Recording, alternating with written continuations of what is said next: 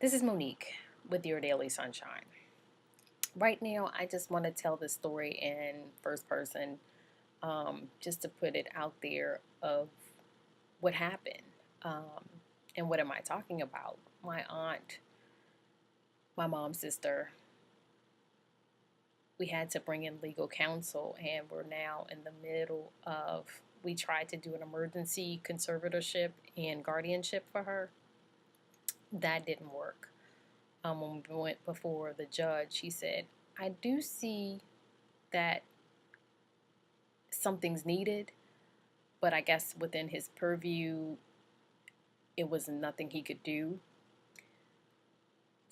We do have a next court date that's scheduled in 2 weeks, and that's for permanent um, guardianship and I guess and or conservatorship.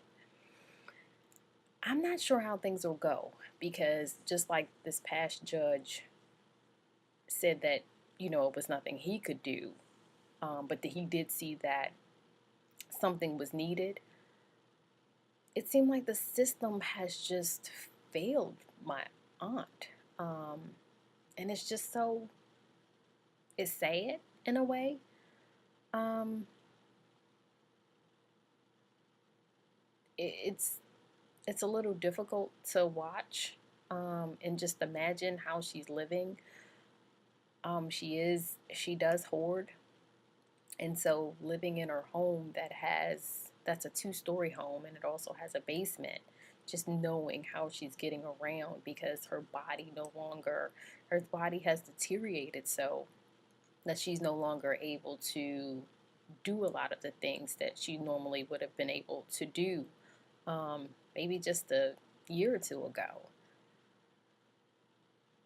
She's on dialysis. Just her getting around her home is interesting. I mean, she's crawling around. Um, just like I said, there's a lot of stuff in the home, and she's just to the point where her body is just she's dealing with severe pain. Um, Not even severe pain, it's chronic pain because it doesn't really go away. I know at night it throbs, and she takes medicine. She's not properly eating.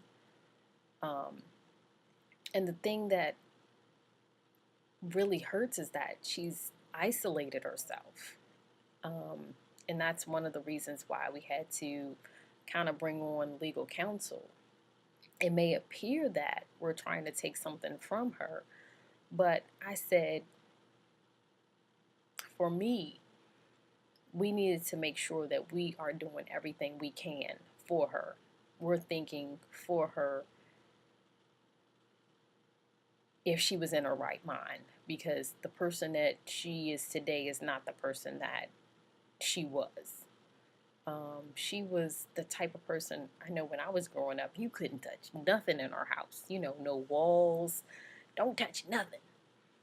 And so now, by her having stuff everywhere, it's just out of her character. She was a very clean person. She always cleaned. I mean, her house smelled like, ammonia and pine sol and bleach. I mean, she was constantly cleaning. I'm not sure what caused it, or where the where the disconnect, or where things started to spiral. It could have been when my mom got sick. That's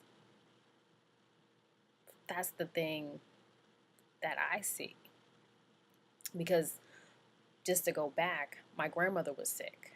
My mom was taking care of my grandmother, but when my mom's MS progressed, those last years or last few months, my mom couldn't take care of her because I was born.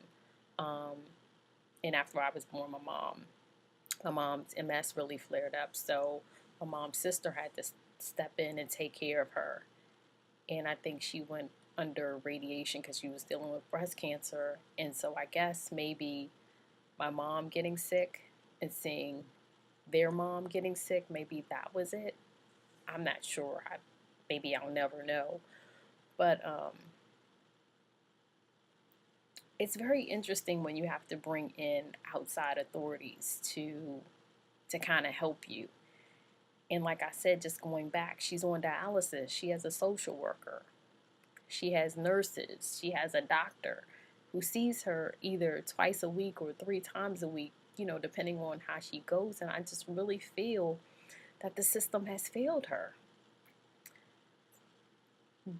She told me they're literally picking her up out of her wheelchair to put her in the dialysis chair in order for her to be dialyzed.